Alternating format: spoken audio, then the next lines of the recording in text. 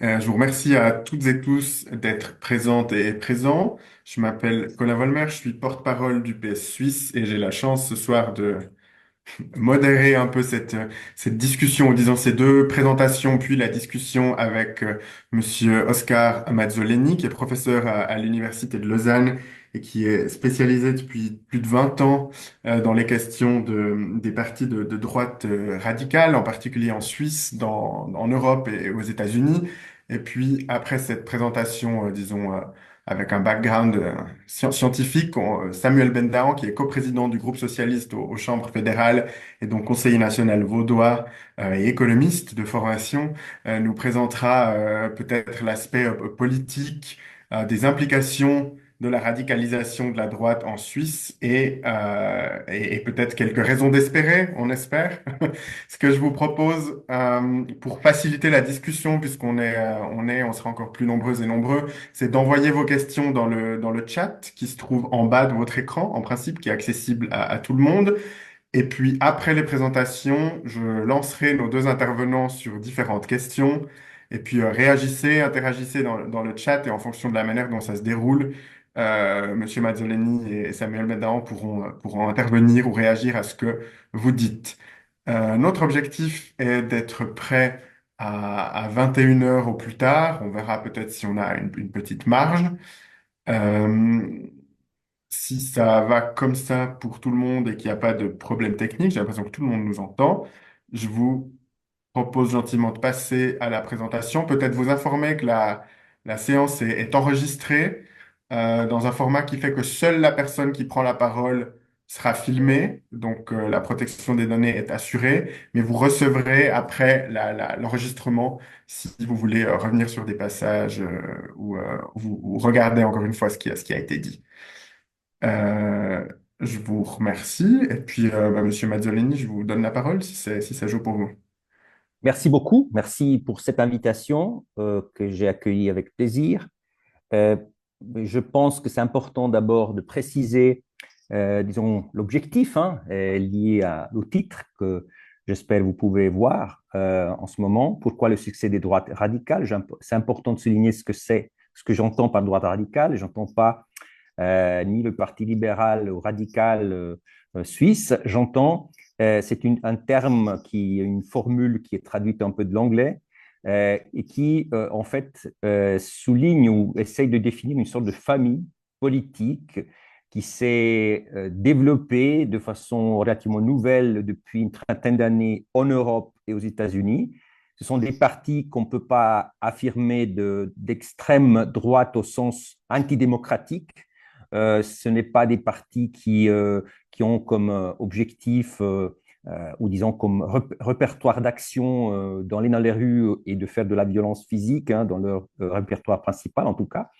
Ce sont des partis qui se présentent aux élections, qui visent gagner les élections, de conquérir des places dans les institutions et qui, en quelque sorte, se distinguent d'autres familles politiques en Europe, aux États-Unis. C'est donc cette aire géographique qui m'intéresse aujourd'hui. Donc, c'est évidemment la réflexion et l'analyse qui succède aussi à ce qui s'est passé aux États-Unis, l'élection présidentielle, qui a effectivement renforcé ou alimenté l'intérêt pour ce type de réflexion. Mais on sait très bien que les élections européennes récentes, mais également évidemment les élections suisses, nous, disons, poussent à réfléchir, à savoir pourquoi ce succès.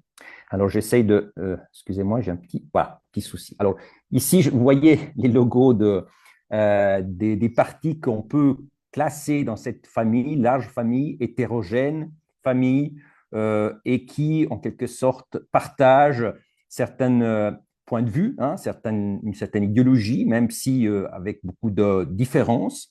Évidemment, on ne peut pas comparer directement le républicain américain à la FD allemande, mais on constate une série de convergences sur lesquelles je vais insister pendant ma présentation, tout en étant attentif à ne pas mélanger ce qu'on ne peut pas mélanger. Alors, comment expliquer le succès de cette droite radicale qui s'impose de façon différente, avec un succès variable dans beaucoup de contextes, hein, de régimes de démocratie libérale, notamment en Europe et aux États-Unis. C'est important de dire que les scientifiques, les politologues, politistes, n'ont pas une théorie générale de l'explication de ce succès. Mais ici, étant donné aussi l'importance disons, de se faire comprendre hein, des scientifiques, j'essaie ici de souligner trois aspects qui me semblent importants pour comprendre les avancées électorales de ces partis. Je pense qu'il y a trois aspects importants, voire un quatrième qu'on peut souligner. D'abord, il y a un malaise. Faut que dans une société, il y a un malaise. Après, on va voir ce que ça veut dire, ce que j'entends par malaise. Un malaise multiforme. Il faut des opportunités politiques institutionnelles, il faut un message et il faut un acteur. Voilà, ça peut être simple, mais en réalité, c'est très compliqué. Un malaise, dans le sens que hein, malheureusement, mais dans nos sociétés, on sait qu'on vit dans des changements profonds, des bouleversements à tous les niveaux, qu'on appelle crise, hein, et c'est évidemment des crises économiques, sociales, culturelles, politiques. Donc, on vit dans des contextes où, disons, la stabilité politique, sociale et culturelle n'est plus celle qui est peut-être identifiée il y a 30 ou 40 ans. Donc, on est dans une phase de grand changement. Certainement, cela produit des malaises, des incertitudes. Je reviens rapidement là-dessus. Ensuite, il faut les opportunités, des opportunités politiques institutionnelles. Donc, on a affaire avec des acteurs politiques qui se présentent aux élections, qui sont en concurrence avec d'autres pour la conquête du pouvoir hein, politique, pour essayer de prendre des places, pour pouvoir influencer l'agenda politique, pour pouvoir contribuer aux décisions législatives et évidemment à gouverner. Il faut des opportunités pour réussir à faire brèche et entrer dans les institutions. Ensuite, il faut un message. Et c'est le message très important, ce qu'on appelle ça, on parle d'idéologie, on parle d'opinion sur les thèmes, mais globalement, on parle d'un message, hein, d'un discours, d'un message qui est adressé à l'électeur potentiel. Et ensuite, on a évidemment un acteur qui est le porteur de ce message, qui est un parti, qui est un leader, évidemment. Il faut un acteur qui puisse transmettre, communiquer ce message et qui donne un cadrage au malaise. Ça, c'est important de dire que ce malaise est un phénomène multidimensionnel, extrêmement varié, extrêmement difficile à cerner parce qu'il implique beaucoup d'éléments, beaucoup de phénomènes qui nous touchent de façon quotidienne, tout le monde. Hein. C'est qu'on parle d'augmentation des frustrations socio-économiques, évidemment, des inégalités, le chômage, l'insécurité, le déclin des liens sociaux traditionnels, les familles qui se transforment, le déclin de la légitimité des autorités traditionnelles, ce qu'on pouvait avoir la déférence hein, vers les gouvernants, les enseignants, les médecins et plein d'autorités qui représentaient dans le passé des repères. Voilà, on est moins prêt à donner confiance, qui va de soi. Donc, il y a une perte de légitimité de ces autorités. Donc, un certain malaise, et puis voilà, un malaise lié au fait qu'on perd les repères. L'omniprésence des menaces, hein, c'est qu'aujourd'hui, on parle de polycrise, on parle de phénomènes qui nous touchent, notamment à travers la médiatisation hein, continue, omniprésente, qui nous parle de guerre, de terrorisme, et qui crée un sentiment d'insécurité. Donc, il y a ce malaise qui touche une partie importante de la population qui, en quelque sorte, laisse entendre des potentialités pour faire quoi? Pour évidemment, pour des acteurs politiques, pour thématiser, pour exploiter ce malaise en raison évidemment des potentiels électoraux que cela représente, parce qu'il y a une partie de l'électorat qui n'est pas satisfait, qui vit ce malaise de façon ou d'une autre, qui peut en quelque sorte être attiré par un message qui est différent, hein, qui entre en concurrence avec d'autres messages. Et là-dessus, évidemment, j'y reviendrai. Mais c'est important aussi de dire que des acteurs politiques se présentent aux élections, il faut qu'ils présentent leurs listes, ils présentent leurs candidats, ils font un système électoral. Ce n'est pas évident de se présenter à la proportionnelle ou à un système majoritaire. On sait qu'en Suisse, par exemple, voilà, c'est un aspect suisse, mais que peut-être facile à comprendre. Quand on voit l'UDC, par exemple, qui se présente aux élections du Conseil national, bah, il a une certaine force, capacité de percer. quand il se présente aux élections au Conseil aux États, étant donné qu'il y a, le système majoritaire, voilà, il a beaucoup plus, plus de difficultés. Et ça, évidemment, c'est un aspect important, l'ouverture qui est représentée par le système électoral est potentielle de ce point de vue. La démocratie directe, on sait que en Suisse, mais c'est un aspect important d'opportunité que cela offre pour développer, pour imposer, pour développer un nouvel agenda ou des nouveaux thèmes, mais aussi pour contrebalancer les décisions du Parlement. Et puis, c'est important aussi, et ça c'est plus largement, c'est les difficultés des concurrents politiques. Je pense que c'est très important de dire que, mais ça, on est tous conscients, je pense, que les partis traditionnels, héritiers des idéologies du XXe siècle, c'est évidemment la famille libérale, mais catholique chrétienne, les socialistes, le communisme, mais aussi les mouvements écologistes. En quelque sorte, ce sont les concurrents de cette famille de la droite radicale et qui, évidemment, dans beaucoup de contextes, sont en difficulté, aussi parce que l'appel, leur idéologie, leur message est peut-être moins convaincant qu'on a le passé. Il a moins capacité de percer et cela explique aussi les difficultés électorales dans beaucoup de contextes. Ici, je ne parle pas seulement de la Suisse, évidemment, de ces partis. Ensuite, c'est important de souligner qu'une autre opportunité politique est représentée par le système médiatique, qui n'est pas seulement le système médiatique traditionnel, mais aussi celui des réseaux sociaux. C'est un système médiatique qui permet de rebondir, de faire rebondir un message, qui sont des potentialités, des moyens de transmission de messages qui sont très importants, qui peuvent favoriser les scandales politiques, les campagnes accès solidaires, des multiplications, évidemment, des thématiques qu'un nouveau message peut disposer. Et ensuite, évidemment, le message. Mais qu'est-ce que le message de la droite radicale? C'est un message essentiellement national populiste qui joue sur certaines thématiques.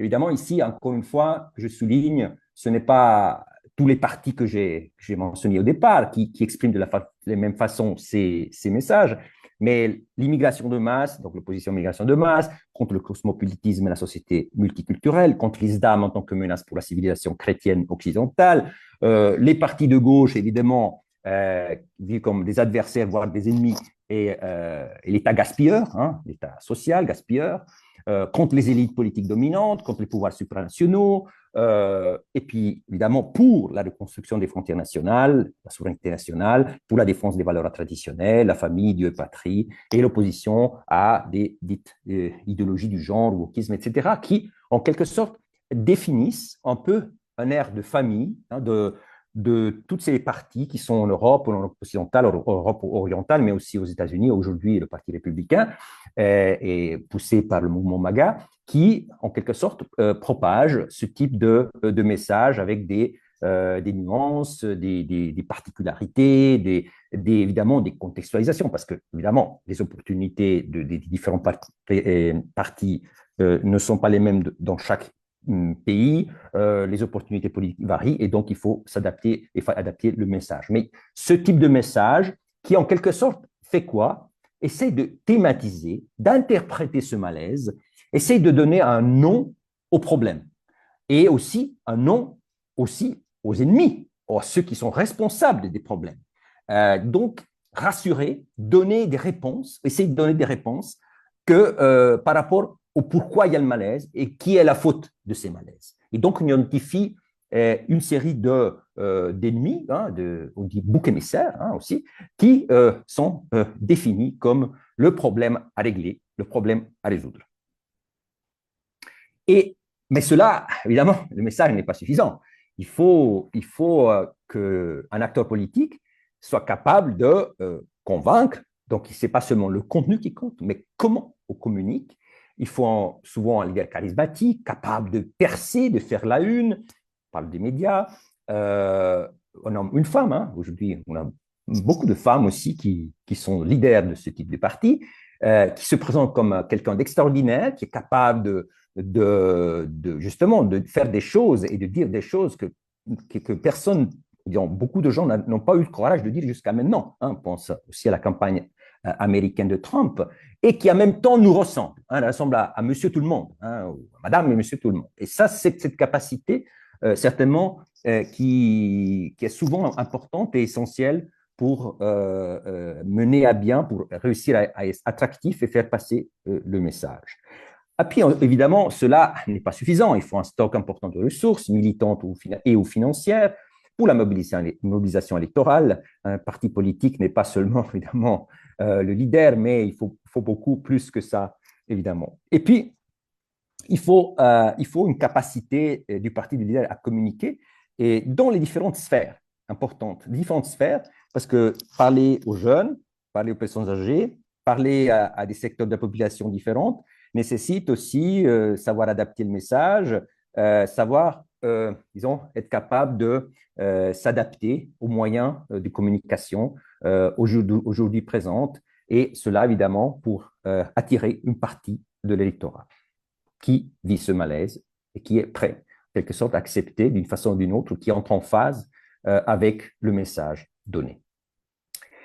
Et c'est important de souligner que ce cadre, dans ce message national populiste, ils sont là pour favoriser l'exploitation du malaise et l'identification des solutions possibles, comme j'ai déjà dit.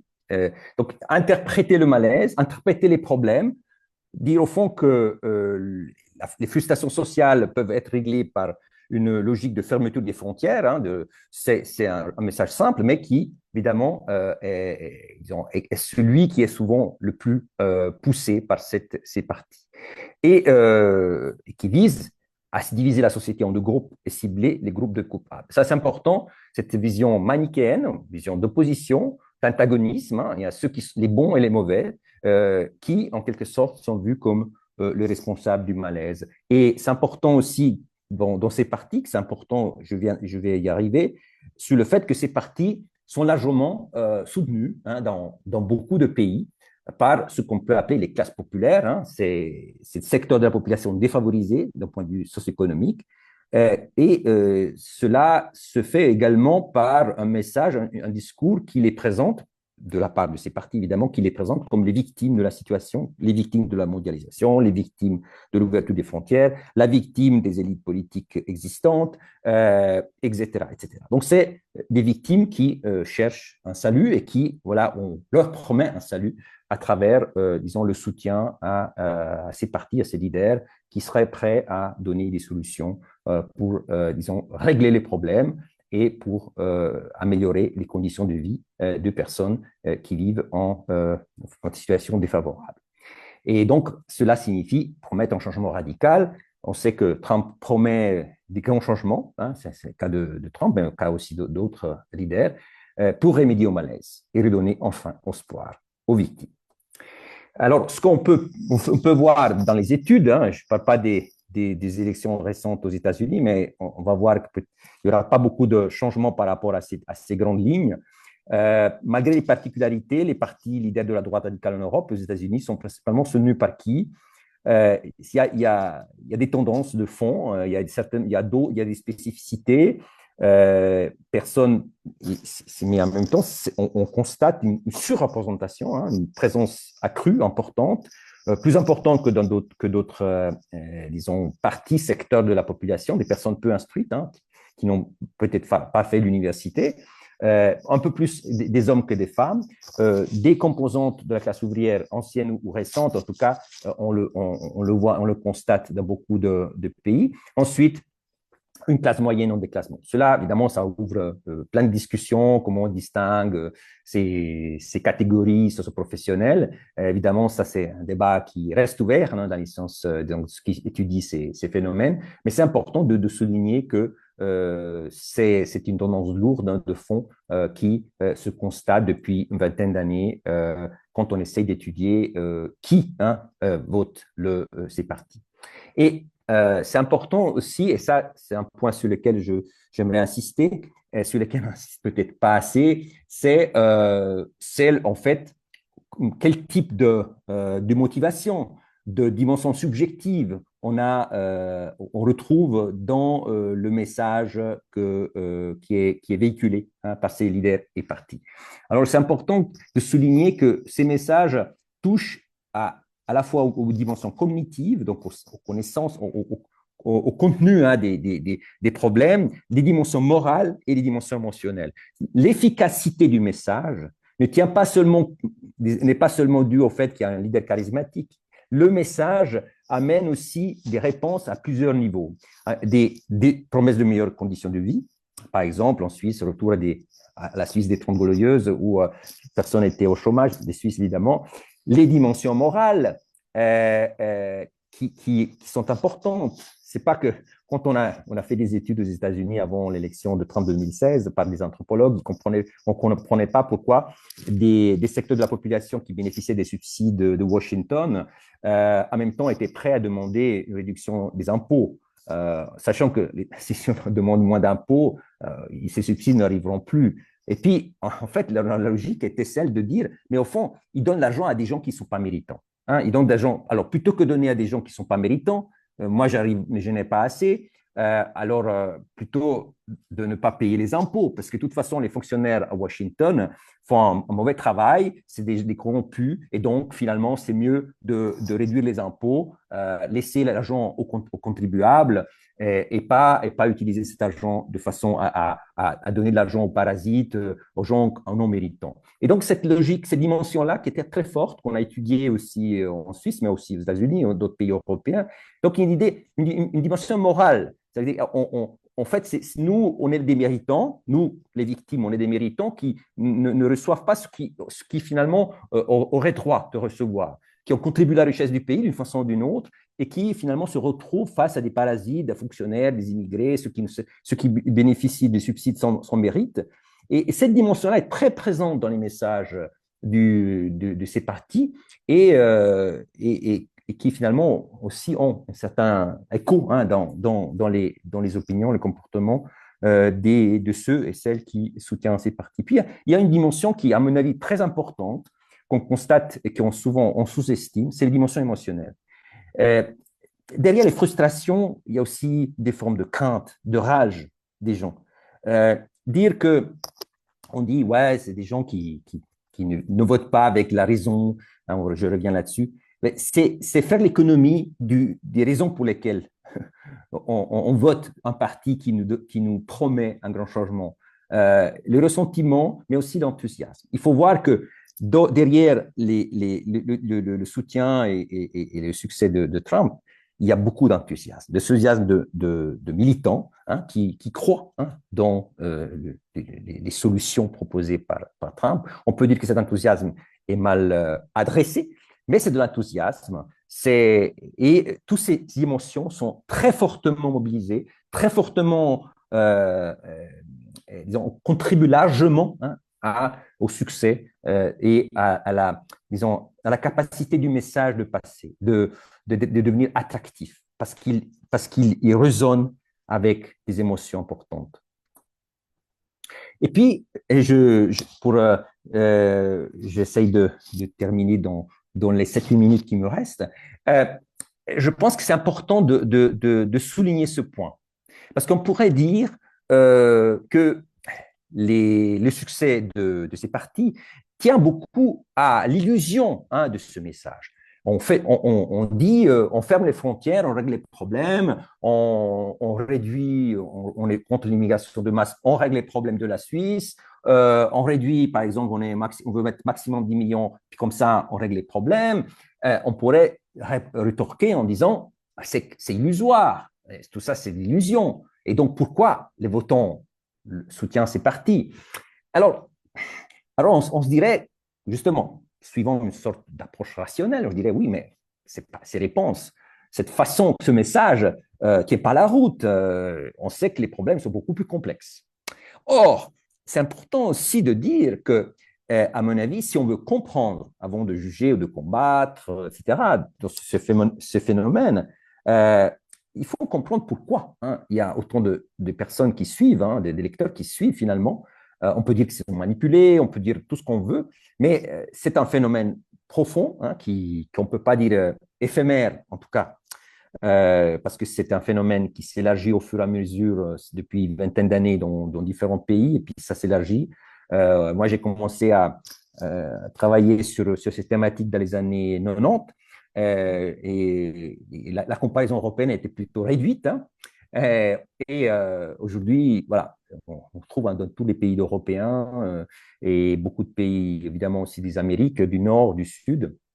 Alors finalement, je pense modestement que c'est important de prendre au sérieux, un, que les perceptions, hein, ce qu'on perçoit autour de nous, contribuent à façonner la réalité. Aussi, la perception, les perceptions, par exemple, le fait que si je sens un malaise, est-ce que le sentiment de malaise, c'est parce que justement, il y a ces changements qui arrivent, des transformations, il y a la mobilité, l'immigration, l'Europe. Et ça peut être illusoire de régler tout ça en quelques simples solutions, mais ça contribue à façonner la réalité, la réalité dont les gens croient. Hein. Et donc, cette croyance aussi contribue à alimenter ben voilà, des orientations politiques, hein, et aussi un soutien électoral.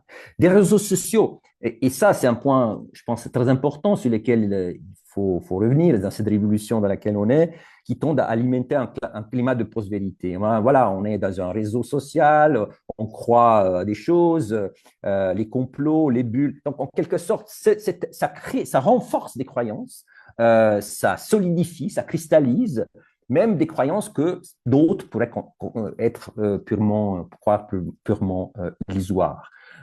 Et ça, c'est des aspects, c'est un changement structurel important. Et ensuite, il faut voir aussi que quand les droites radicales arrivent au gouvernement, des gouvernements où ils ont un rôle minoritaire, dans beaucoup de pays d'Europe occidentale ou un pays d'Europe orientale, voyez l'Hongrie, même si l'Hongrie, voilà, le Fidesz d'Orban est un parti majoritaire, mais quand ils n'arrivent pas à répondre concrètement, quand ils n'arrivent pas à réaliser les promesses, ben, ils se présentent comme victimes d'un establishment européen ou autre qui empêche, qui limite ces potentialités. Alors, si ce n'est pas les juges, c'est l'Europe, c'est d'autres, mais en quelque sorte, ce discours, en quelque sorte, tend à reproduire, hein, l'aspect de victimisation. Et donc, même si ce qui apparaît illusoire peut être illusoire, en même temps, ces droites radicales disent non, ce n'est pas une question d'impossibilité, ce n'est pas l'illusion, c'est que les autres nous ont empêchés de réaliser ce qu'en réalité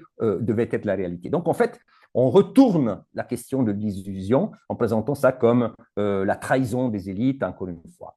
Et puis, je pense que c'est important de dire que si ces illusions ont quand même une très forte capacité d'être réelles, c'est aussi parce que les opposants ont de la peine à l'heure actuelle de fournir un message alternatif autant puissant, capable de, comme je disais avant, de toucher les dimensions à la fois cognitives, morales et émotionnelles. Je pense que c'est très important de dire ça, dans le sens que la force de droite radicale est aussi proportionnelle à la faiblesse des concurrents et des opposants. Pour conclure, donc, les partis de droite radicale, je disais au départ, ne constituent pas une famille homogène. Il faudrait aborder chacun de ces partis de façon distincte. Leur succès électoral est variable. Donc, quand même, il faut souligner encore une fois ces spécificités, tout en montrant les tendances générales. Ce qui est important aussi de dire, et si je ne pas insister là parce que ça va peut-être être partie du débat, c'est que la conséquence du succès de ces partis est quand même importantissime.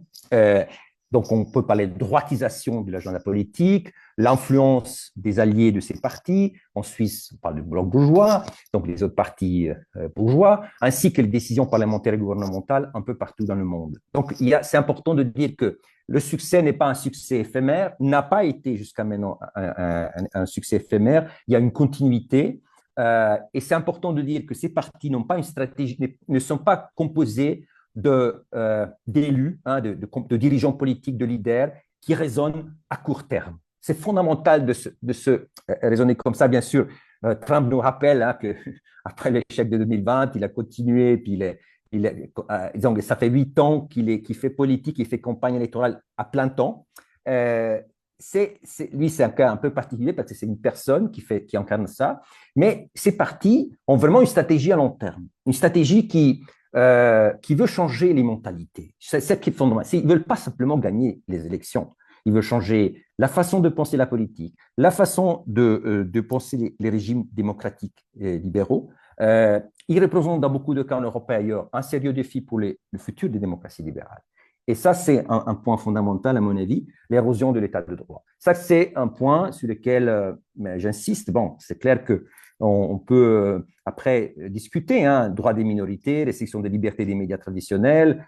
Ça, on constate dans beaucoup de pays. L'attaque ou la remise en cause de la division des pouvoirs, hein, notamment les pouvoirs judiciaires, et on pourrait continuer ensuite. Je pense que c'est un aspect parmi d'autres, hein, sur lesquels il faut souligner, mais dans cette stratégie, il y a vraiment l'idée de changer de l'intérieur les régimes démocratiques libéraux sans penser à un retour ou à une rupture fasciste ou nazi, classique, changement de régime qui serait à la suite d'un coup d'État. On ne parle pas de ça. La conquête, ça passe par les élections pour ces partis politiques, mais une lente érosion, un grand changement, un changement de fond qui se fait à long terme. Et même s'il y a quelques déboires, quelques ruptures, je dirais, quelques échecs électoraux, les acteurs politiques qui mènent ces partis pensent à après. Ils pensent d'ici une génération. Et on le voit dans leur discours, dans leur stratégie, clairement. Et cela, donc, disons, nous pose plein de problèmes, évidemment, en termes d'analyse scientifique, dans mon cas, mais aussi de réflexion sérieuse pour les opposants et surtout pour ceux qui veulent s'opposer à cette tendance. Merci beaucoup pour votre attention. Merci beaucoup à vous pour cette intervention passionnante, je dirais. Euh, je vous propose de passer directement à Samuel. On a une bonne transition là, puisque la question de cette stratégie à long terme, on la voit, enfin j'imagine Samuel, tu confirmeras ça. On la voit au Parlement. Samuel, je te donne la parole. On a déjà quelques questions vraiment passionnantes dans le chat. Je vous incite à continuer à en poser, puis je les résumerai une fois que Samuel, tu as pris la parole. Donc à toi, Samuel, merci. Merci beaucoup, Colin. Merci beaucoup, Oscar, de cette présentation passionnante, mais aussi terrifiante. Et j'aimerais bien essayer d'apporter une petite perspective politique qui, au fait, j'avoue, comme beaucoup de gens, quand on entend ce qui vient d'être dit, ça choque. Même si on voit ça, ça choque parce qu'on ne comprend pas toute une série de choses. Par exemple, Oscar Mazzoleni a commencé par parler d'un malaise. Et puis nous, en fait, à gauche, on a tendance à dire aussi, bah oui, on a les mêmes ambitions. En fait, on part d'un malaise d'une population qui souffre ou qui souffre trop par rapport au niveau de vie qu'on a particulièrement dans un pays comme la Suisse. Et malgré ça, c'est des partis radicaux qui prennent en fait, qui captent en fait ces gens qui ressentent ce malaise. Et le grand paradoxe, c'est que la politique de ces partis radicaux, elle est absolument totalement contraire à la résolution de ces malaises. Puisqu'en gros, dans les faits, c'est une politique qui soutient quelques personnes, quelques milliardaires, quelques multinationales. Et ça, c'est vraiment la plus grande idéologie qu'on retrouvera dans ces partis de droite, alliés d'ailleurs à la droite qu'on appelle traditionnelle, mais qui se radicalise au Parlement. Et je voulais juste vous donner quelques exemples pour vous dire comment ça se passe. Et puis après, vous parler un petit peu de pourquoi je pense que toujours aujourd'hui, que la réponse à ce problème-là reste le PS, mais un PS qui s'engage en fait sur des problèmes concrets qui sont justement liés à ces malaises que ressentent les gens. Et ça consiste donc aussi à, parce que c'est ça qui est étonnant, en fait, c'est pas une négation de ce qu'on fait avant, c'est toujours ce que les socialistes ont défendu, que de dire que finalement, dans une société qui a les moyens, sur une planète et dans un pays qui ont les moyens, c'est normal que tout le monde puisse aspirer à un meilleur niveau de vie. Ce qui est pas normal, c'est de penser que c'est pas le milliardaire qui cause le problème, mais simplement celui qui n'a rien, non, et même pas le pouvoir. Ce qui est très très embêtant en fait en Suisse pour nous. Alors certes, l'UDC, qui est donc l'équivalent de ce parti, alors il n'a pas dit d'extrême droite, mais de droite, disons radicale. Ce parti est extrêmement suivi par des partis de droite dits traditionnels, mais qui ont très peur de cette croissance et de cette force au fait qu'a la radicalisation à droite de la politique. Et du coup, de peur de perdre des électeurs, en fait, il y a une radicalisation de tous les partis, et dans les faits, on se retrouve dans une situation où toutes les personnes qui disons, n'ont pas une posture un peu extrême au Parlement, en fait, c'est les socialistes. Parce que souvent, on se retrouve avec le centre et puis le PLR à défendre des positions qui vont extrêmement loin au Parlement. On a beaucoup d'exemples. Par exemple, sur les durcissements absolument terribles du droit d'asile, franchement inhumain, où on va commencer à dire, ben, finalement, l'historique du PLR humaniste ou du Parti radical humaniste qui disait, oui, bien sûr qu'on est à droite, mais quand même, on est un pays avec une tradition humanitaire, on le passe à la poubelle pour finalement dire que des gens doivent rentrer dans un pays en guerre ou doivent rentrer dans un pays sans même maîtriser la langue. On a, si vous le souvenez, des débats assez hallucinants sur l'arrêt de la Cour européenne des droits de l'homme contre les aînés pour le climat ont gagné avec une négation de l'état de droit qui était très défendue. Et c'est ça qui fait écho chez moi quand j'ai entendu la présentation de Oscar Mazzoleni, c'est qu'il a commencé en disant c'est pas des partis d'extrême droite parce qu'ils respectent le jeu démocratique. Et oui, c'est juste, ils se présentent aux élections, oui, ils nomment des juges, mais ils contestent une grande partie de ce qui fait les institutions et donc la démocratie.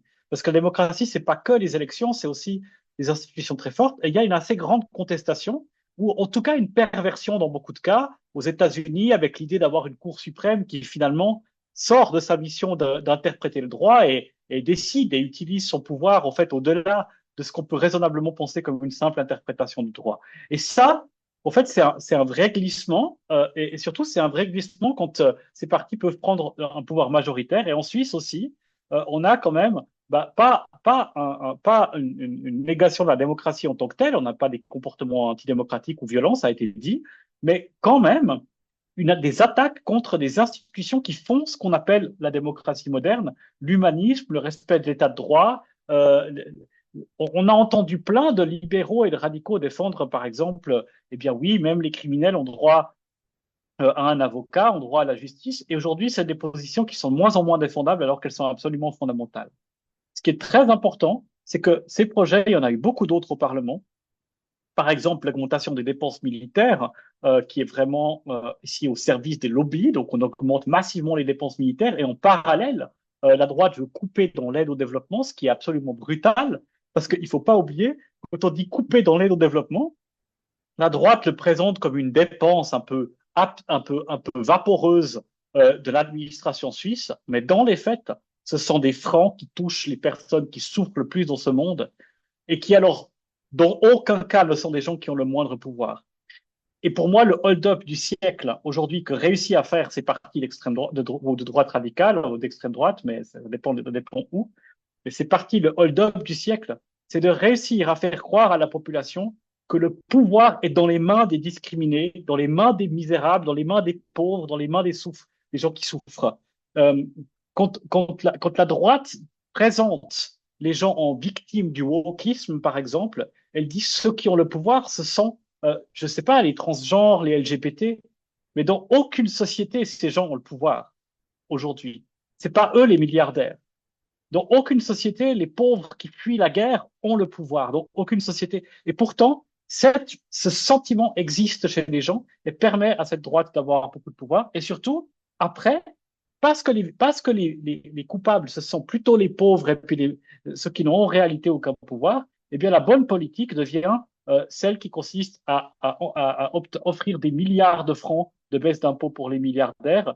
Nous avons combattu plusieurs projets fiscaux qui visaient à alléger les finances fédérales de milliards et de milliards de francs chaque année, qui ont été décidés par le Parlement. Et ça, c'est vraiment un changement très important dans la politique suisse. Il y a beaucoup de moments où on arrivait en politique à faire un compromis, dans le sens suivant, dans le sens où la gauche n'est pas minoritaire, mais la droite comprenait que pour faire avancer les choses, elle doit aussi faire avec la gauche. Parce que on doit faire des projets dans lesquels l'équilibre permet à la société de garder une cohésion. Et la droite radicale, c'est la négation de cette cohésion. C'est comme l'a très bien expliqué Oscar Mazzoleni. Et cette négation de cohésion vient aussi à une radicalisation des projets économiques. C'est-à-dire, finalement, l'UDC a assez intérêt à ce que ce malaise dont on a parlé existe encore pour pouvoir nourrir, en fait, cette base électorale. Et après, la majorité très forte qu'on retrouve à droite permet d'imposer des projets qui sont dans l'intérêt des partis du bloc uniforme, PLR, UDC, Centre, Verts libéraux, qui finalement votent essentiellement sur les questions économiques de façon identique et surtout de façon très dure, sans compromis. On se retrouve avec une discussion sur la réforme de la valeur locative et les débats actuels sur le budget sont absolument choquants. Donner de l'argent pour des tanks et des obus au détriment des personnes qui souffrent le plus dans le monde, c'est vraiment quelque chose qui va bien au-delà de juste pas être très humain ou de juste pas être de gauche. Maintenant, j'aimerais conclure en vous disant que si on fait cet événement au niveau du PS, c'est pas juste pour vous dire à quel point les choses sont difficiles, parce que ça, c'est important de le comprendre. C'est pas juste pour, grâce à l'expert qu'on a pu inviter et que je remercie encore beaucoup de nous avoir donné ces clés d'analyse, c'est pas juste pour comprendre ce phénomène, qui est difficile à comprendre et que franchement, nous aussi, on lutte pour comprendre. Mais c'est aussi pour vous dire que si nous, on est là aussi, à Berne, et puis dans les rues, et puis partout, et puis vous, enfin les militants, les gens qui sont alliés, toutes les personnes qui soutiennent, c'est parce que ça a toujours été, même dans les situations désespérées, grâce à cet engagement, grâce à cette foi dans les ténèbres, que nous arrivons à quand même à obtenir des choses. Et j'aimerais vous dire que dans ces difficultés que l'on retrouve, on a aussi obtenu d'énormes victoires. Et notre difficulté n'est pas tant d'obtenir des victoires que de réussir à traduire ces victoires dans un changement du pouvoir, en fait, de qui décide dans le pays. Au Parlement, comme devant le peuple, on a eu beaucoup de victoires. Par exemple, juste en 2023, c'est une année historique pour la gauche, pour les socialistes d'ailleurs. D'abord, on a commencé par l'introduction d'une 13e rente ABS avec une initiative populaire. Ça arrive quasiment jamais en Suisse. Et ça va répondre directement au malaise, ou en tout cas à un des malaises. Ce ne sera pas suffisant, donc ça ne va pas enlever la frustration, mais c'est un élément important. On a gagné plein de référendums sur l'extension autoroutière, sur les loyers, contre des baisses des rentes avec la LPP, et même l'autre initiative qu'on a fait juste après la 13e ronde sur les prix maladie. Alors certes, nous n'avons pas gagné, nous sommes arrivés près de 50%, ce qui est très très fort pour un pays en fait qui élit de façon très importante à droite. Mais et ce n'est pas tout, c'est pas du tout seulement cette année qu'on reconnaît ces victoires. Avant les élections fédérales, la gauche était clairement était clairement ceux qui ont gagné le plus de votations populaires devant tous les partis de droite. Et ça, c'est vraiment aussi un élément qui est important. C'est qu'on est, en fait, dans un pays où on peut voir par la démonstration, grâce à la démocratie directe, qu'en règle générale, la population suit bien plus, en fait, les partis de gauche et que donc, quand on pose les questions concrètes, la réponse au malaise, elle est quand même plus attractive en elle-même quand il s'agit de choses qui vont directement toucher les gens. Et ça, c'est un peu pour ça qu'on a décidé au niveau du parti de s'engager sur 3 dossiers prioritaires. C'est pas tout, parce qu'on est un parti universaliste, on veut s'engager sur tout. On veut que tous les combats existent en même temps. Nous sommes convaincus que c'est pas un seul combat qui doit dominer les autres, mais on essaie de passer un message autour de 3 thèmes.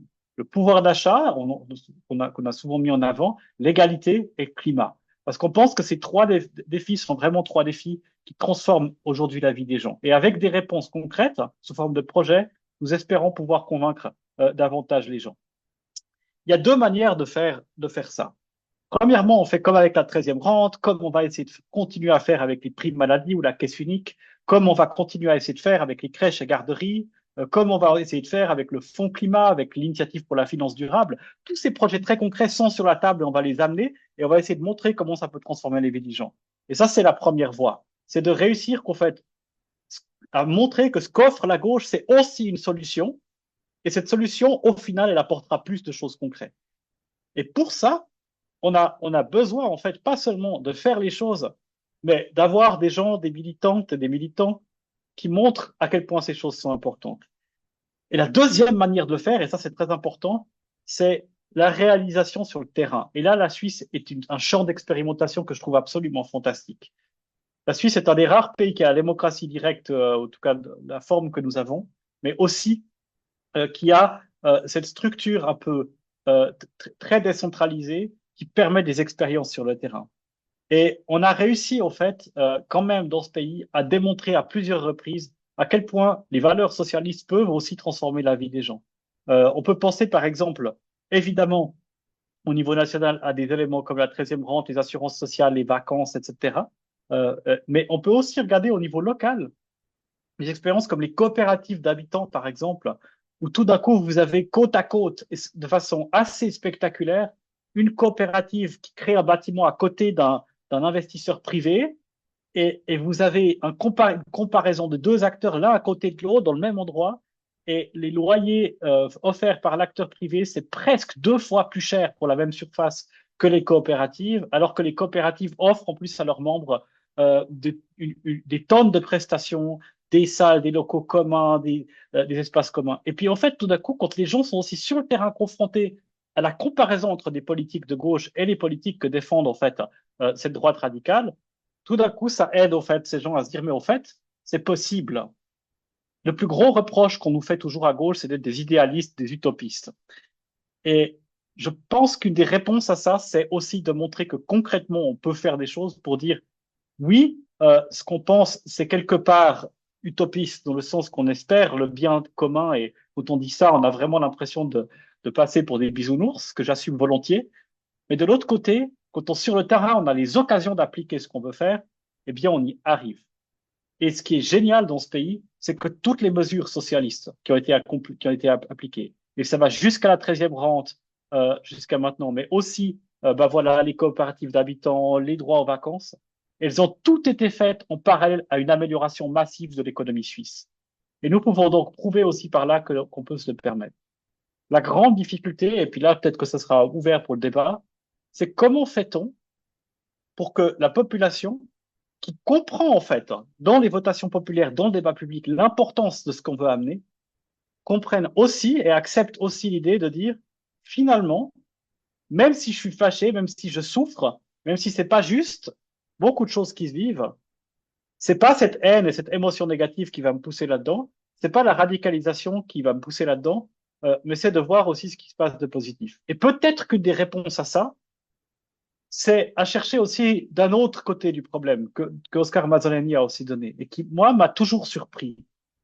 Pourquoi l'amour des traditions, par exemple, est autant associé à la droite radicale?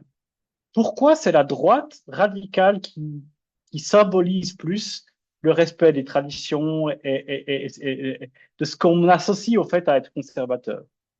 Alors que la gauche, elle n'est pas pour la tradition plutôt qu'autre chose, elle est pour la diversité, y compris la liberté de vivre cette tradition. Elle est au fait le seul parti qui s'engage aujourd'hui pour la liberté, parce que la droite est plutôt à dire bah, la tradition, c'est tout le monde doit vivre d'une certaine façon. Mais que quelqu'un aime et vive avec des traditions et les apprécie, c'est un concept très de gauche. Il n'y a aucune raison en fait de s'opposer à ça. Mais là encore, on a eu un hold-up sur ce débat. Et donc notre grande difficulté, c'est au fait, il y a un gros hold-up qui a été fait par la droite sur les thèmes sociaux, sur les thèmes financiers, sur les thèmes de conditions de vie et aussi sur les thèmes de choix de vie, de liberté, alors qu'en réalité, le cœur du combat socialiste, camarades, le cœur du combat socialiste, c'est la liberté. Et le cœur de ce combat socialiste, c'est que tout le monde puisse être libre et se sentir libre. Et nous avons perdu ce terme-là à gauche. On a perdu cette image d'être les véritables combattants de la liberté. Et la droite radicale, elle a réussi à dire l'ennemi, c'est au fait ceux qui veulent la liberté. La protection contre ça, c'est le conservatisme. Mais je pense que grâce à davantage de personnes qui commencent à s'engager et à montrer les résultats de ce que nous faisons, à améliorer pour le quotidien des gens et surtout à l'expliquer de façon concrète, pas seulement à dire il faut intégrer les gens, il faut intégrer les réfugiés, il faut intégrer les gens en difficulté, mais dire notre société est meilleure pour cette raison. Chaque fois qu'on mènera une politique de gauche, en fait, le quotidien des gens s'améliorera. Si on contrôle les loyers, eh bien, on gagnera 10 milliards, 5 milliards, 5 000 francs par ménage par année en termes de loyer. Si on contrôle les prix maladie, on peut diviser par 5 ou par 2 les prix maladie de 90% des ménages. Si on contrôle, et si on met en place un système sérieux d'égalité des chances, on peut augmenter de 10 à 20% les salaires sans faire de dégâts au produit intérieur brut du pays, sans faire de dégâts à l'économie. Et ça changera vraiment la vie des gens, comme on l'a fait avec la 13e rente. Je pense que nous avons beaucoup de capacité à amener les choses parce que la démocratie directe permet aussi de faire des projets, de les faire passer. Et plus on arrivera à montrer que ce sont nos projets qui finalement sont populaires et à parler des effets qu'ils ont sur la population, plus je crois en notre espoir de vaincre cette droite-là. Mais c'est vrai, elle doit aussi passer par, malheureusement, parce que c'est plus difficile, par autre chose que disons, les raccourcis qu'utilise la droite radicale. Il y a un théorème qui s'appelle le théorème de l'asymétrie du bullshit, qui dit que c'est 5 à 10 fois plus difficile de réfuter quelque chose de faux de façon raisonnable que de le dire. Et ça, je vous promets que c'est une difficulté à laquelle je suis très souvent confronté dans mon débat politique. Mais malgré tout, si finalement à long terme, nous voulons aussi penser à long terme et aussi gagner, je pense que nous ne devrons jamais nous rabaisser à ça. Et nous devrons toujours aussi investir beaucoup de ressources dans nos capacités à avoir plus de pédagogie, une meilleure simplicité dans le discours et bien montrer que notre position, c'est pas l'élitisme, évidemment, mais c'est bien celle qui concerne 90 à 95% de la population et en réalité, je dirais même 100%, parce qu'au final, dans son cœur, personne n'a intérêt à avoir une société divisée. Merci beaucoup de votre attention et je me réjouis beaucoup des discussions que nous pourrons avoir. Merci beaucoup, Samuel, pour ces mots d'espoir. Je prends un peu directement dans le chat et puis Oscar Mazzoleni ou Samuel, vous intervenez euh, selon ce qui vous intéresse. Une des premières questions peut-être qu'il y a une interrogation qui revient régulièrement, c'est les personnes qui votent pour cette droite radicale sont souvent des gens qui votent contre leurs propres intérêts, puisque la réduction de l'État social, la libéralisation de l'économie profite rarement aux classes populaires ou aux travailleurs et travailleuses. Et la question, c'est pourquoi ces gens votent contre leurs intérêts de classe, si je peux dire. Si je me permets d'intervenir là-dessus, j'ai mentionné avant l'étude d'une anthropologue. Malheureusement, l'ouvrage n'a pas été traduit en français. C'est une anthropologue américaine, Russell Hochschild, qui écrit un ouvrage qu'on lit comme un roman en anglais, Être étranger dans son propre pays. L'expression utilisée par des interviewés par cet anthropologue qui essayait de comprendre pourquoi dans une localité un peu plutôt défavorisée des États-Unis, on critiquait l'argent, donc l'utilisation de l'argent de Washington, et on était prêt à demander réduction des impôts malgré qu'on était bénéficiaire de ces subsides. On retrouve aussi en Suisse, on pourrait dire, les ouvriers ou les personnes qui bénéficient de subsides seraient prêts à accepter une réduction d'impôts, voire à voter pour des partis qui demandent une réduction d'impôts. Or, le problème, c'est qu'à mon avis, dans cette interprétation, on peut y voir une contradiction. En réalité, la contradiction, elle n'est pas vraiment telle, je me permets de dire. Dans le sens que ça dépend le point de vue. Parce que l'économie et les conditions économiques sont toujours interprétées à travers des valeurs, des points de vue, des idéologies qui nous suggèrent pourquoi on vit cette situation socio-économique défavorable. Ce n'est pas parce que historiquement, la classe ouvrière, disons, les personnes qui appartenaient à la classe ouvrière interprétaient cela à travers l'opposition avec le capitalisme ou à travers les entrepreneurs, l'opposition, et que alors les ouvriers d'aujourd'hui l'interprètent de la même façon. À l'époque, disons, le mouvement ouvrier socialiste, syndicaliste était bien plus puissant. Il y avait un discours qui apparemment était beaucoup plus convaincant qu'aujourd'hui, au-delà du jugement de valeur. Et ce qui se passe aujourd'hui, c'est le fait que les ouvriers ont vécu 30 ans de révolution néolibérale. La révolution néolibérale est un changement de valeur. Ce n'est pas seulement des politiques publiques, ce n'est pas seulement le fait que l'État réduit les impôts ou qui donne l'argent aux riches. C'est une révolution culturelle. C'est dire que les conditions de vie, la prospérité sont fondées sur la compétition de tous contre tous. Que le mérite est le résultat d'une compétition. Que si on gagne dans la vie, c'est parce qu'on devient entrepreneur de soi-même. Que, en fait, tout ce qui… Voilà, si on bénéficie de services sociaux, on doit se sentir coupable parce qu'on n'est pas autonome, on n'est pas indépendant, on n'est pas responsable de nous-mêmes. Et ce discours-là est très puissant et traverse les forces politiques, est très fort dans nos sociétés. Et au fond, elle est l'idée, au fond, que en fait, l'argent, c'est d'abord notre argent. Alors, l'idée, c'est, au fond, les riches finalement, si c'est les riches sont méritants parce qu'ils ont gagné de l'argent. Aujourd'hui, l'argent est la mesure de la force, la mesure du succès. Hein. Tous les jours, on nous dit combien cette personne gagne des milliards, et cela certainement parce qu'ils sont intelligents, sont habiles, et c'est des gens qui ont gagné la compétition. Et en fait, cette idéologie, c'est l'idéologie néolibérale, marque la façon d'interpréter les conditions de vie aussi des gens qui vivent des situations défavorisées. Au fond, si on est défavorisé, c'est par notre faute. Hein? C'est notre faute. C'est qu'on n'a pas fait des études, ou on n'a pas travaillé fort, on n'est pas assez capable, on n'a pas assez de langue, connaissance de compétences.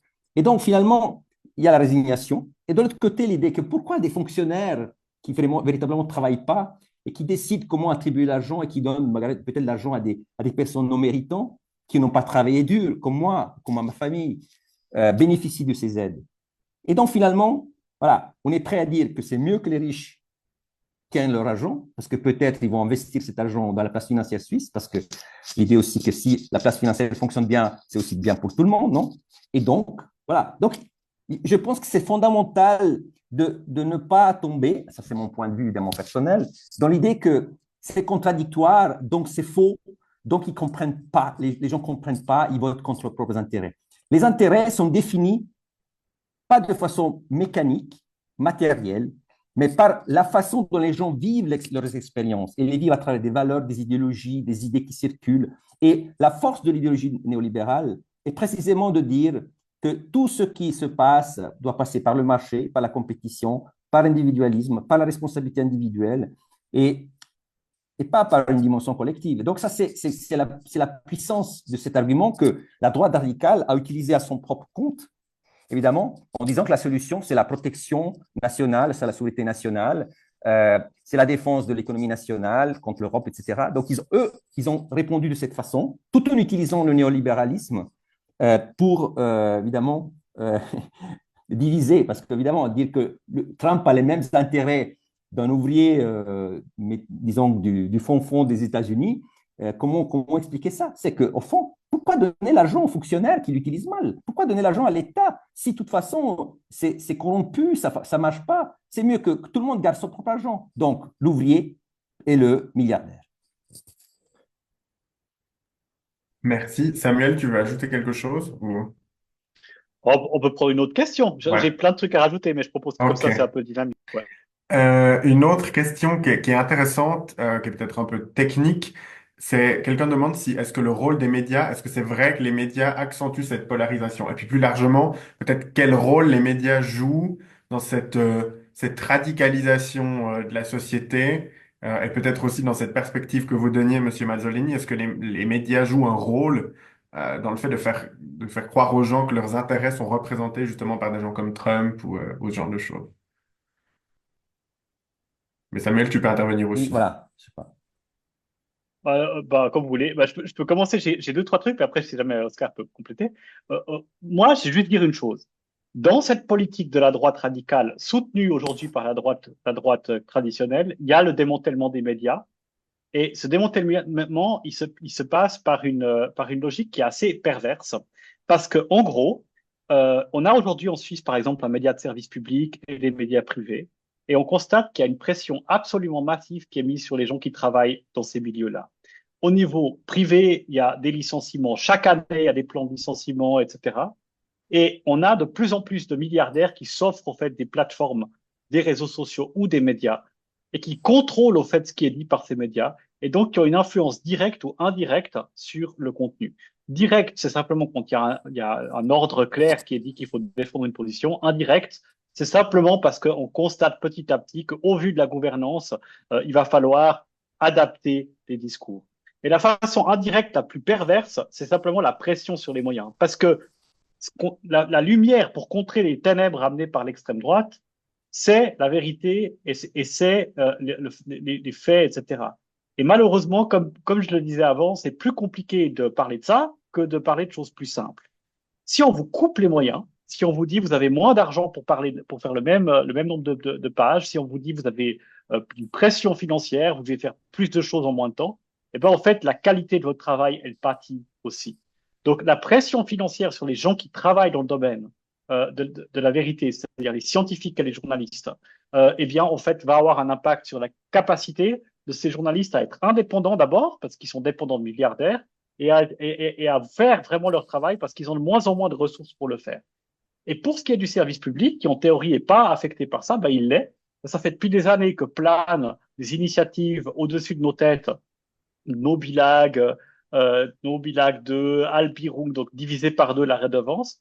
C'est des initiatives qui attaquent directement les journalistes et les médias et qui les poussent à faire des plans d'économie qui ont exactement le même effet dans le service public, qui aussi les mettent dans une situation où c'est de plus en plus difficile de faire le travail correctement, et puis aussi qui peut les inciter à dire, bah, en fait, ceux qui contrôlent le pays et qui contrôlent le financement, c'est la droite, et on n'est pas, on se sent pas totalement indépendant, même si je vais dire que beaucoup de journalistes et beaucoup de gens essaient de faire leur travail comme il faut. Je crois vraiment qu'on a beaucoup de gens compétents, qualifiés, qui font du très bon travail dans le privé comme dans le public, mais qu'aujourd'hui, ce travail est de plus en plus difficile à faire et l'énergie qu'il faut mettre pour vraiment, en fait, renforcer le niveau de vérité est plus élevé. Et enfin, je voudrais juste dire, le problème est le suivant.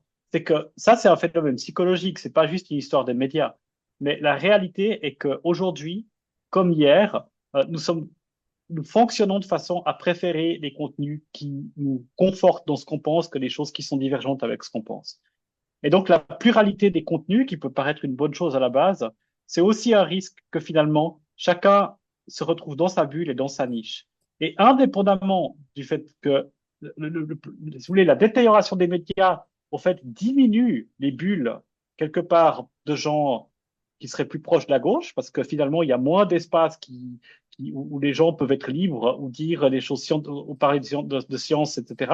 Puis il y a plus d'espace qui sont contrôlés par l'extrême droite ou par des milliardaires et donc qui diffusent ça. Et donc la quantité d'informations diffusées orientées politiquement à droite est largement plus forte que celle qui est orientée à gauche et ça finit par avoir un impact sur les opinions des gens. Donc les médias, c'est pas la seule raison, mais c'est clair que l'attaque des médias et l'attaque des médias libres et capables de faire leur travail, c'est un des volets par lesquels on affaiblit au fait les gens dans leur capacité au fait à défendre leurs intérêts. C'est comme quand on s'attaque à l'éducation, à la formation, à la recherche scientifique.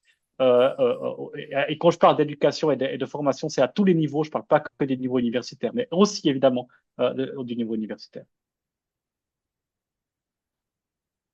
Si je peux rajouter un élément, je pense que d'une part, bon, la question des médias est fondamentale pour la droite, pour les droites radicales. Et en général, la communication politique et stratégique est fondamentale et le but, un des grands défis pour ces forces, c'est d'essayer de se débarrasser des services publics fondamentalement. C'est-à-dire que l'idée, c'est que la communication doit être partidaire, disons toujours de plus en plus partidaire, parce que c'est comme ça qu'ils peuvent renforcer leur mobilisation électorale, idéologique. Je pense que ça, c'est un point fondamental. On voit un peu partout. Et ils ont un service universel de médias. On a vu aussi l'attaque en Angleterre, mais ailleurs, c'est vraiment un élément clé. Hein. C'est la communication et l'information doit passer par une logique partisane. Et une chose intéressante, c'est que cela passe aussi par la critique du service public jugé comme partisan, hein, les journalistes partisans voilà, qui ont des opinions de gauche, etc. Donc, je pense que c'est un point important. Ils sont prêts aussi, comme Trump, à créer leurs propres réseaux sociaux. Ou maintenant, bon, il y a Musk de retour. Donc, la question est que les médias aussi affaiblis sont obligés chaque jour de retrouver leur audience parce qu'ils vivent de l'audience. Et pour faire audience, il faut faire la une. Et pour faire la une, on a besoin d'un langage de rupture, d'un langage simple, d'un langage qui fait scandale, en quelque sorte. Et c'est pour ça que, disons, le discours populiste résonne beaucoup avec la logique médiatique actuelle. Donc, plus on affaiblit les médias, plus on a de l'espace pour ce genre de leaders et leur style de rupture. Merci. J'enchaîne sur peut-être hors des médias. Je crois que Samuel, tu as parlé du fait que la droite, enfin, Monsieur Mazzoleni aussi, que cette droite radicale jouait le jeu des institutions démocratiques ou en tout cas que la révolution conservatrice passait par les urnes. Et puis quelqu'un demande, en fait, est-ce qu'on peut vraiment dire que ces partis jouent le jeu démocratique dans la mesure où ils asphyxient le débat, où ils répandent de fausses informations. Je ne sais pas quelle est votre opinion là-dessus. Est-ce qu'on nuance ça ou Alors, Oscar, je coupe le président. Alors, à propos de, parce que là, c'était déjà Samuel qui était intervenu là-dessus, et je rebondis sur ce que j'ai dit au départ. C'est-à-dire que d'un côté, ces partis se présentent aux élections, jouent le jeu. En même temps, leur action, leur agenda, le contenu de ce qu'ils amènent, leur message, et aussi les politiques qui mettent en place souvent, ou qui contribuent à mettre en place, poussent vers une érosion de l'état de droit et l'érosion à plusieurs niveaux. Donc, en fait, c'est caractère double. D'un côté, on ne rompt pas avec un régime démocratique fondé sur les élections dites libres, hein, etc., régulières, et en même temps, on érode les conditions de ce fonctionnement. Et on reste entre les deux. Mais c'est plus complexe que ça, et c'est plus subtil que ça. C'est qu'en même temps, on fait passer le message qu'au fond, ces institutions, division du pouvoir, les médias, etc., qui seraient les garants de ce système libéral-démocratique, sont eux-mêmes corrompus et qui finalement, dont on ne peut plus se débarrasser parce que la vraie démocratie ne passe pas par ses contre-pouvoirs, par ses contrôles, dans les médias, les juges autonomes, etc. Donc, en fait, c'est une érosion qui fonctionne. Donc, d'un côté, euh, pour s'attaquer à ces institutions, on les affaiblit et en même temps, on joue en disant que c'est justement à travers cette érosion qu'on peut contribuer à une meilleure démocratie. Parce que, en fait, tous ces pouvoirs ont trahi le peuple. On trahit le peuple, on trahit les intérêts du peuple. Ils nous ont vendus à l'Europe, les médias sont, voilà, évidemment, c'est toujours trop de gauche, etc. Donc, il y a toujours une dimension qui est là et qui fait que l'érosion n'est pas automatique, ne se fait pas d'un jour à l'autre. C'est étape par étape, par l'érosion de la confiance envers les institutions. Et plus on va dans cette direction, moins les gens voilà, vont croire qu'effectivement, on a besoin de structures autonomes, de pouvoirs autonomes. Et finalement, on se dit, mais finalement, si c'est les minorités qui décident, voyons le wokisme, si c'est les minorités qui décident, mieux d'avoir une majorité qui décide de façon absolue. Donc, en fait, c'est vraiment très sophistiqué. Dans la droite, dans cette droite radicale, on a aussi une vision de la justice sociale qui est fondée sur quoi? Sur la préférence nationale. Et donc, ça, c'est quand même une dimension, c'est toute une série de relectures hein, de comment la démocratie doit fonctionner, comment voilà, la justice sociale doit fonctionner. La justice sociale, c'est être contre les bureaucrates, contre les fonctionnaires, contre les gauchistes, contre l'Europe, pour l'alliance entre les producteurs, ceux qui produisent la richesse, ceux qui amènent la richesse. Pourquoi les riches ne mènent pas de la richesse? Oui, ils amènent la richesse, ils investissent. Et donc, en fait, il y a toujours cette idée que ce qui compte, ce n'est pas ces institutions, disons, de la démocratie libérale, parce que finalement, ils sont ennemis du peuple.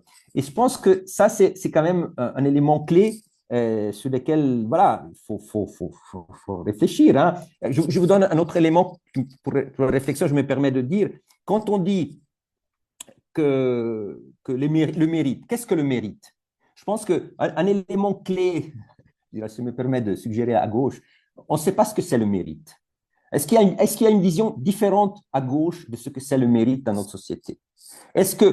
Pourquoi la gauche est votée par des gens comme moi, disons sociologiquement comme moi, qui ont fait des études, qui identifient le mérite avec le fait d'avoir fait des études. Hein? On s'est engagé pour les études, on fait des doctorats et tout ça. Et les gens qui n'ont pas de doctorat, les gens qui n'ont pas fait d'université, eux, ils sont des méritants. Pourquoi? Quelle est la différence entre eux et nous? Et ça fait partie voilà, de la question de comment on communique. Parce que le mérite, travailler dur. Voilà, la question de travailler dur. Hein, est-ce que la droite radicale oppose les gens qui travaillent dur, les gens qui bossent beaucoup, qui n'ont pas d'heures, à ceux qui ont étudié, ceux qui font, voilà, c'est des gens voilà, qui ont leur poste tranquille, etc. Donc, il y a ces divisions-là et qui fonctionnent aux États-Unis, hein, qui ont fonctionné aux États-Unis pour les Trump, qui fonctionnent en Europe, dans beaucoup de pays, qui fonctionnent également en Suisse. Le mérite, qu'est-ce que le mérite? Est-ce qu'on sait ce que c'est le mérite? Est-ce que ici on sait ce que c'est le mérite? Les gens méritants, qui est méritant? Sur quelle base on est méritant? La droite radicale a une position claire là-dessus. Ouais. Moi, je voulais juste aussi, par rapport à cette notion de démocratie, dire aussi une autre chose. Je suis désolé si je vais paraître wokiste, hein, mais la démocratie, c'est non binaire. Ça veut dire que, au fait, il n'y a pas ou démocratique ou pas démocratique. C'est un continuum. C'est plus ou moins démocratique. Et la démocratie parfaite, ce serait un système idéal où chaque personne a vraiment une voix hyper bien informée, hyper bien, avec le temps de poser, de comprendre les enjeux et peut l'exprimer avec la même valeur exactement que les autres. Et puis ça, cette démocratie, elle existe. Même dans notre magnifique système suisse, c'est pas comme ça que ça marche à la base. Mais on sait tous que la Suisse, elle est beaucoup plus démocratique que l'Iran, ou que l'Inde, enfin, que beaucoup de pays dans le monde, en fait, en l'occurrence.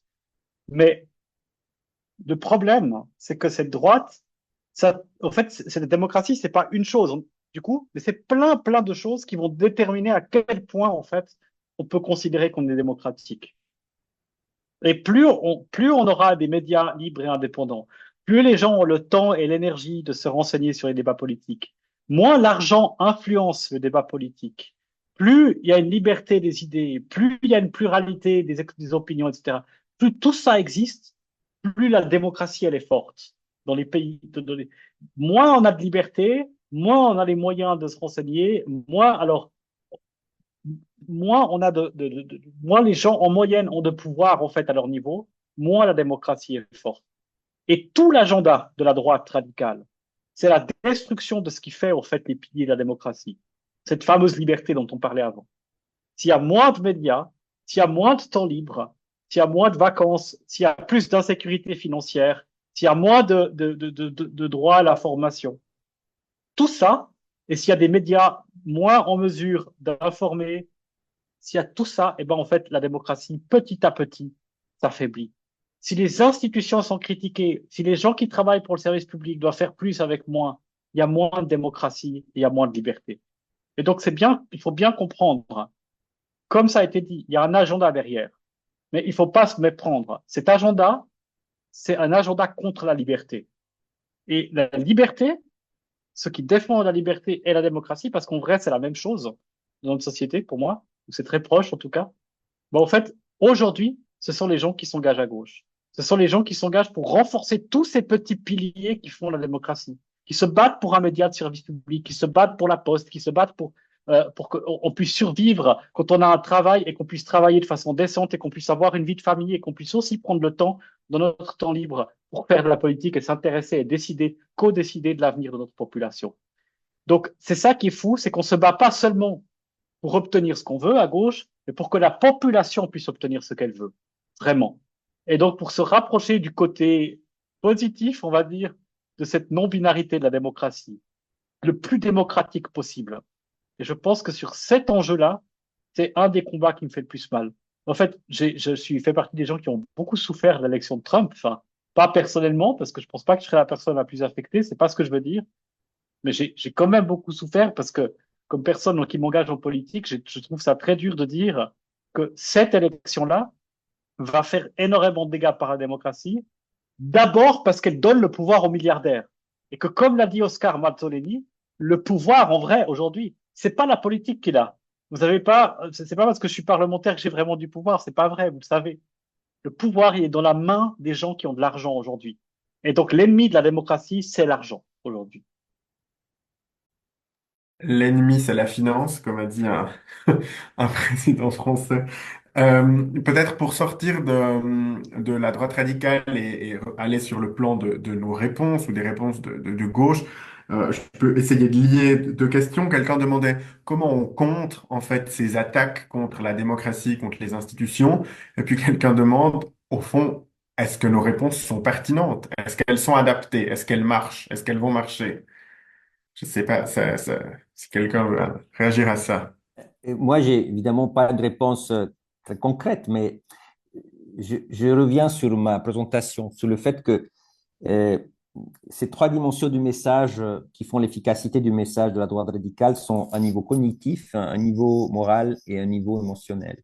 Je pense que si vous manque, hein, en général, ceux qui s'opposent à cette tendance, il y a un élément qui manque, le message n'est pas très convaincant. C'est-à-dire que l'aspect cognitif, oui, on dit, ça peut être des propositions concrètes, hein, ça a été souligné par Samuel, donc je pense que c'est important, importantissime, mais les dimensions morales et les dimensions émotionnelles, je pense que c'est difficile d'imaginer, de mobiliser, euh, disons, à moyen terme, hein, je dirais, parce que ça, je pense que c'est quelque chose qui se fait au fil des années, euh, sans mobiliser plusieurs émotions, hein, et faire écho à plusieurs émotions.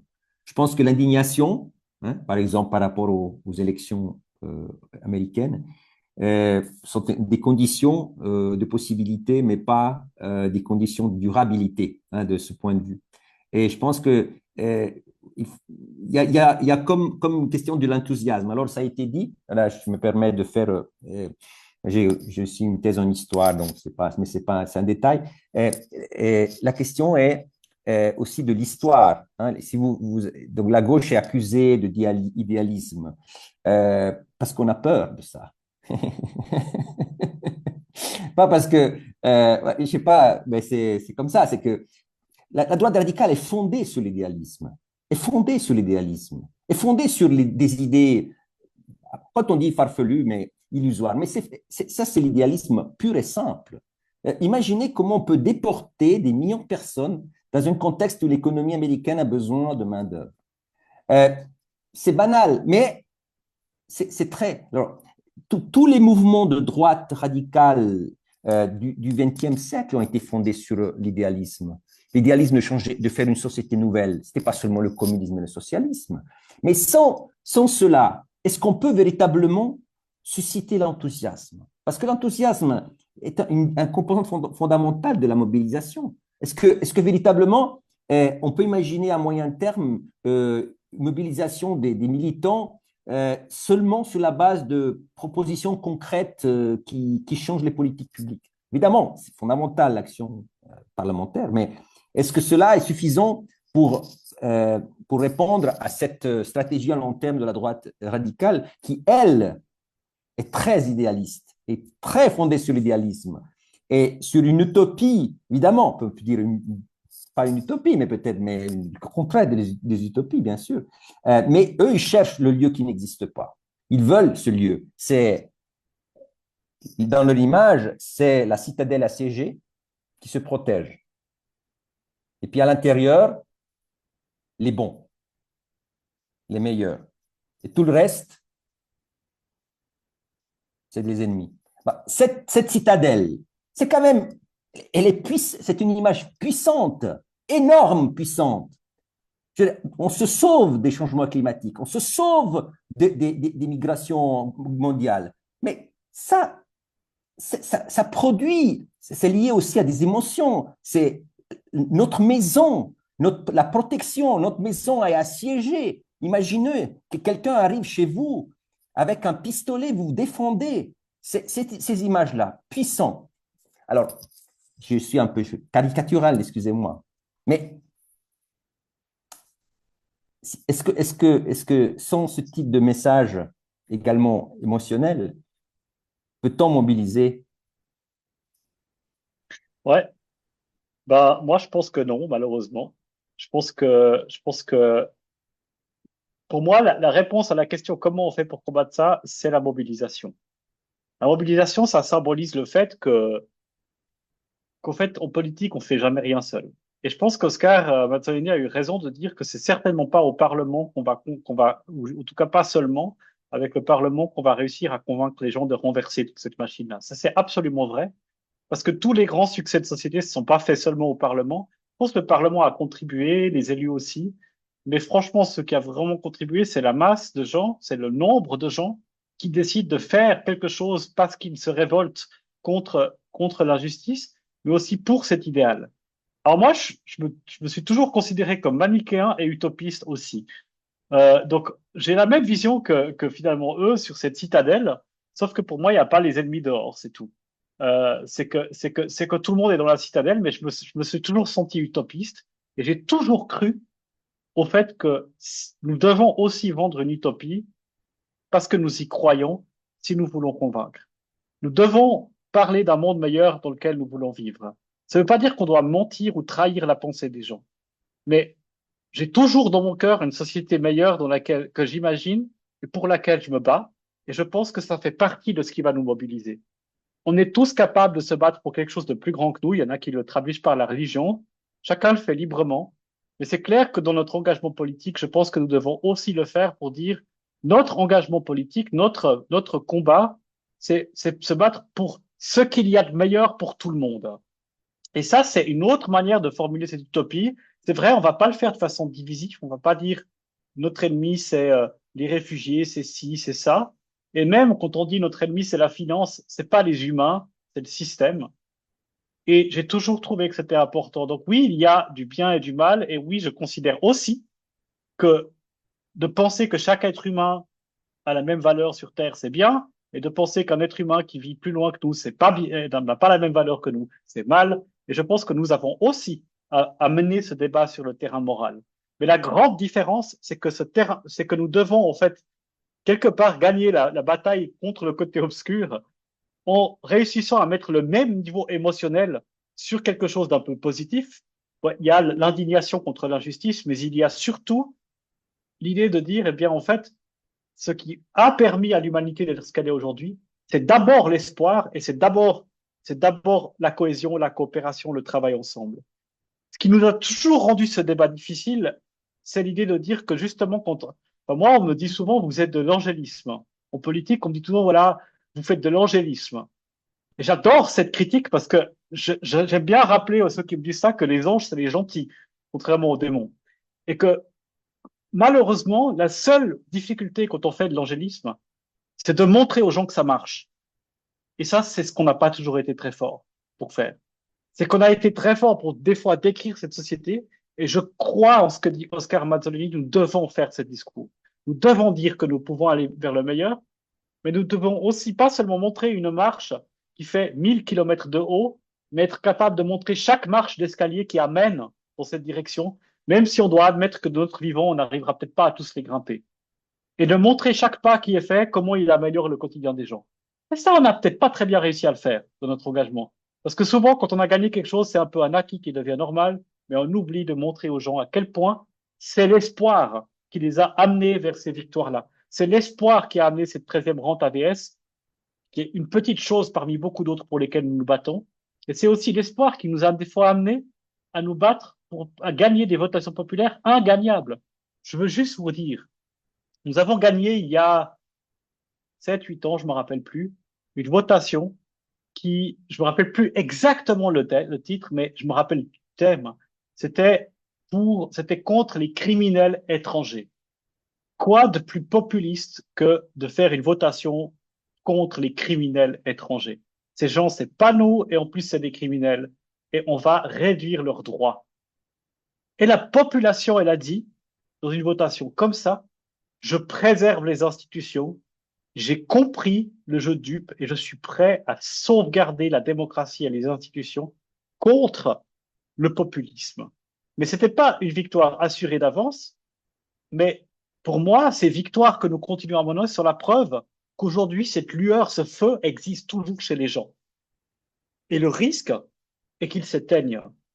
Et le maintien de cette flamme, de ce cœur qui dit non, mais au fait, se battre pour les droits, pour les institutions, ça nous profite, eh bien, c'est notre rôle, nous les socialistes, nous les gens qui nous engageons, nous ceux qui allons dans la rue manifester pour les droits des femmes, qui allons nous battre pour le pouvoir d'achat. C'est nous, au fait, qui pouvons porter ça.